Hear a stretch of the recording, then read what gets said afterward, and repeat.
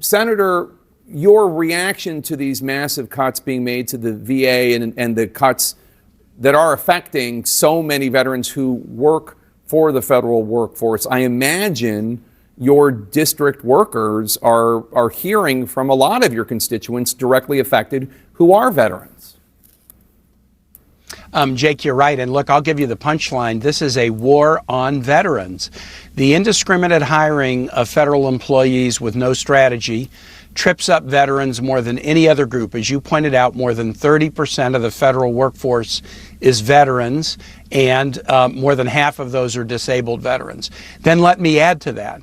The administration has decided to go after probationary employees, which means new employees. New employees come in two varieties. They're either young people coming into the workforce as young workers, or they're career switchers who come into the workforce later in life. If you just thought that it was MAGA Republicans in Congress who are avoiding their constituents, canceling town halls, and getting mercilessly booed wherever they went, you would be wrong. And thankfully you are wrong, because it's not just the Republicans in Congress, but elected Republicans across the country. And that includes Virginia's Governor Glenn Youngkin, who is so horrendously booed and ran out of town yesterday that he ended up ditching his wife as he was trying to avoid the angry mob rightfully calling him out. And we are going to get into that beautiful video. But before we do, if I could quickly ask you to leave a like on this video, and if you haven't already and you enjoy our channel, to hit that subscribe button. It goes a long way. And it really does mean a lot to me now. Before we get into that video of Governor Glenn Youngkin, I want to hear from the Democratic senator calling out why Virginia are so upset with him. Of the Commonwealth of Virginia, Tim Kaine, who's on the Senate Armed Services Committee, also the HELP, the Health, Education, Labor, and Pensions Committee. Senator, your reaction to these massive cuts being made to the VA and the cuts that are affecting so many veterans who work for the federal workforce. I imagine your district workers are hearing from a lot of your constituents directly affected who are veterans.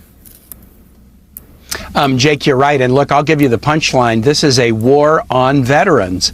The indiscriminate hiring of federal employees with no strategy trips up veterans more than any other group. As you pointed out, more than 30% of the federal workforce is veterans, and more than half of those are disabled veterans. Then let me add to that.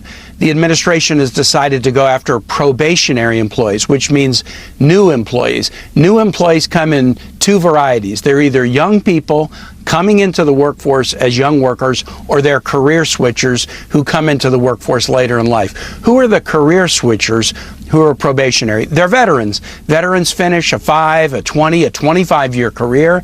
They join the federal civilian service, but even though they've had a lot of service to their country already, when they become a civilian employee for the first time, they're probationers. So the firing of this 30% workforce with disproportionate firing of probationers means that Donald Trump has now fired more veterans than any president in the history of the United States in just 6 weeks, and he's not done. Then add the VA cuts to it, and veterans are being punished in a very egregious way right now. Democrats have proposed legislation that would protect veterans in their jobs. Do you think you can get Republican support for that?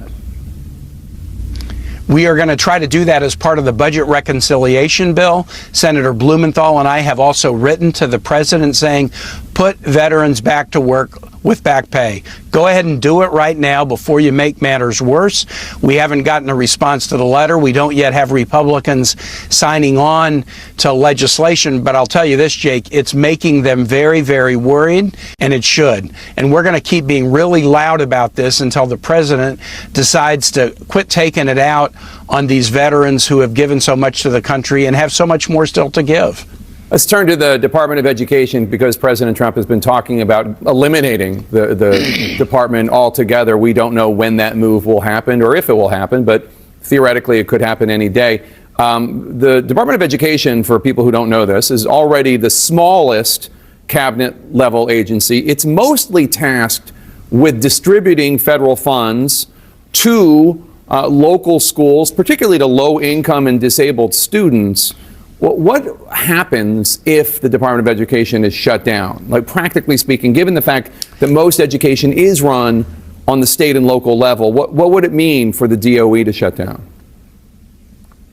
You're right, Jake. I was a mayor and governor, and education is primarily state and local, but the federal government plays two really important roles. It provides funding for low-income schools, Title I, for school nutrition programs, and then significant funding for students with disabilities. What's going to happen to those funds? We don't know what's going to happen to them. We had the Secretary of Education nominee, Linda McMahon, before us, and I asked her a question about the second thing the department does. Hey, listen, who's going to enforce the federal laws guaranteeing students with disabilities get a high-quality education if you eliminate the department? Even if you send the money to states, if states don't follow the laws to really make sure that kids have the education they deserve, who will enforce it? And her answer was, I don't know. That doesn't give me a lot of confidence. And what we're going to need is those K-12 families to stand up. And then, as you know, the Department of Education also administers the Pell Grant program, public service loan forgiveness, and other important funding mechanisms for higher education. An awful lot of families could not afford to send their kids to school if it weren't for things like Pell Grants. All right, Democratic Senator Tim Kaine from the great Commonwealth of Virginia, thanks so much. I appreciate it. There is an overwhelming number of government jobs in Virginia, and Glenn Younan has surely picked the wrong war if he is trying to defend the mass firing of Virginians in his state, which is exactly what he actually did when he was asked about DOGE and the cuts that they're making to the workforce in the state he represents. He said this. Governor, talk about this federal workforce downsizing. What are you doing to prevent these jobs from Virginians from losing jobs in the first place? Well, let me just begin with the fact is that I don't believe that the federal government downsizing is wrong. And in fact, we need to press forward and drive efficiencies in our federal government. And as a result, in driving those efficiencies, I do expect that some Virginians will lose their job. Now, I am not surprised that a Republican does not care about the people who elected them. Donald Trump is the shining example of that. An overwhelming number of Republicans use Medicaid Social Security.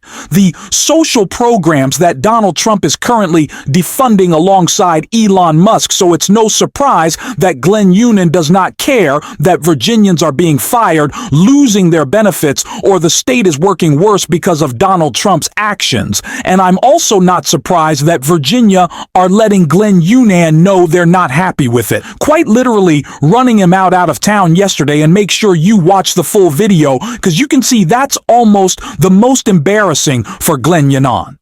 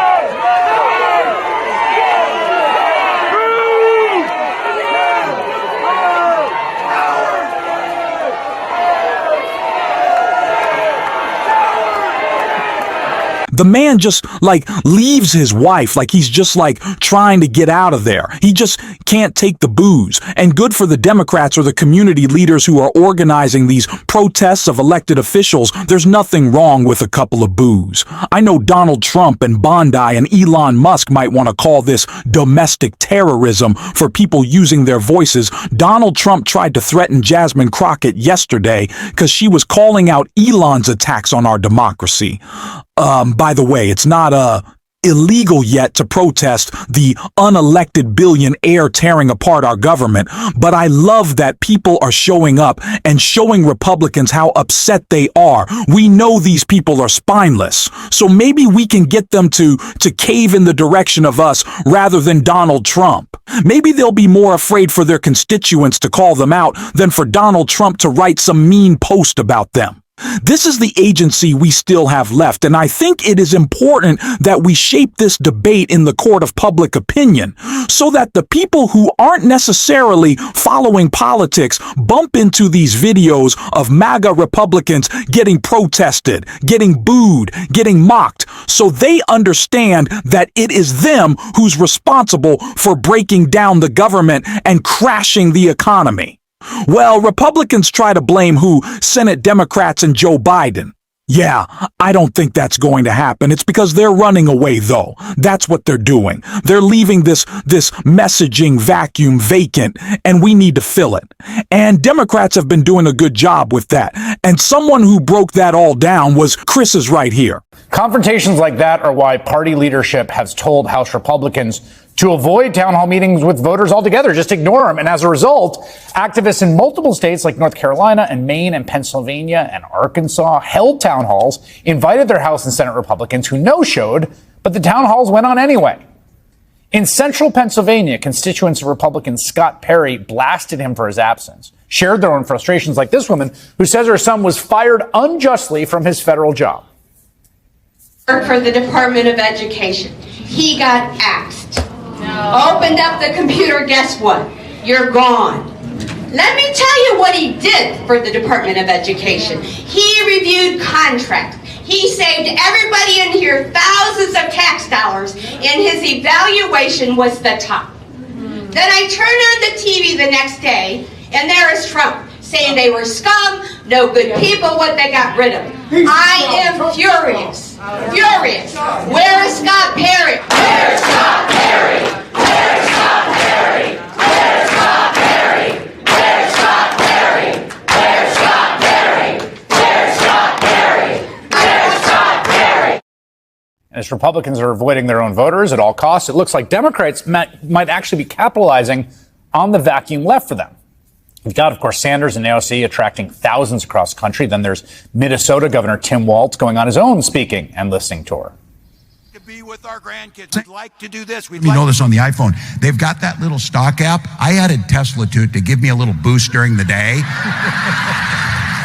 225 and dropping. So, and if you own one, we're not blaming you. You can take dental floss and pull the Tesla thing off, and take out, just telling you. Democrats, too, are finding that when they show up for town halls, they're taking a punishing amount of rage from their constituents, too, for not doing enough.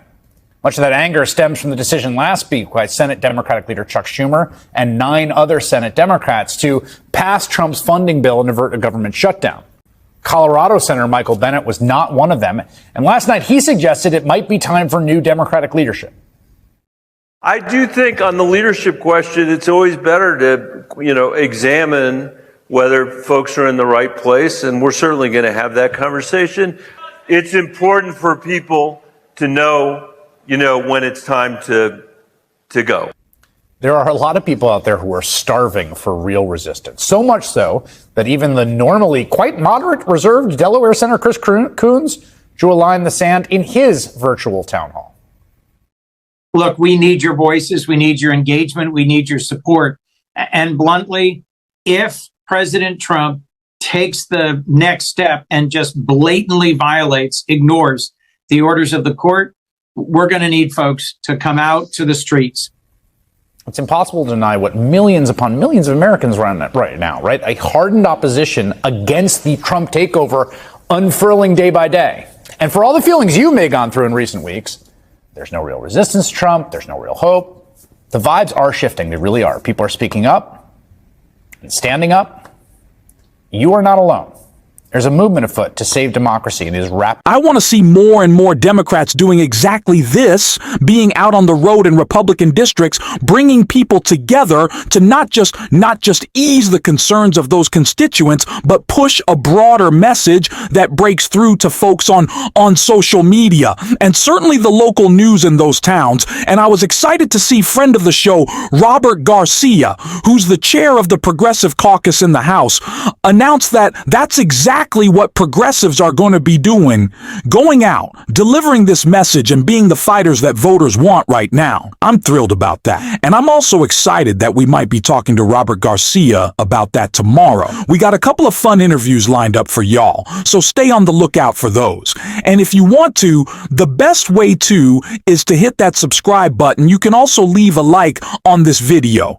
And if you're stuck around at the end, you enjoy these videos. Of course, you can drop a blue heart in the comments, and until next time, I'll see you soon.